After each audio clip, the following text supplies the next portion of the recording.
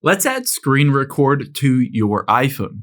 Now, there are two different options to be able to do this. The first one is you're going to head into the settings, and I'll walk you through this option. If this doesn't work, I'll walk you through the second option as well. So let's scroll down from here, and you should see right under camera is Control Center. Just tap on Control Center.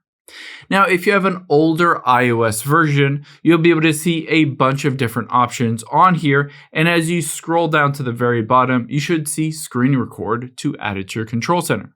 But if you've updated to the latest version, iOS 18.5 currently, then you can't see it in there like I can.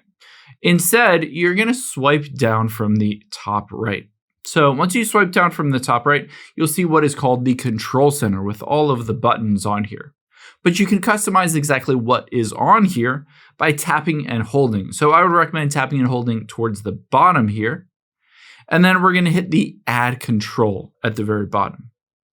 Now from here, you can just swipe down, or I just usually search for the screen record option to add it. So we're going to type in screen record, and there it is, screen recording. It's those two little circles. So just tap on that.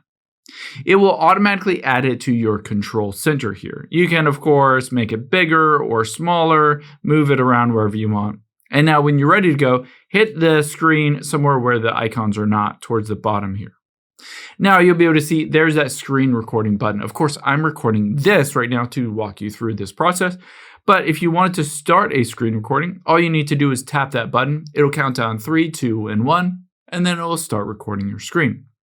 Now, to end the screen recording, again, all you need to do is swipe down from the top right and then just tap on this again to end that screen recording, and it will basically end that screen recording, and by default, it will save it into the Photos app of your phone.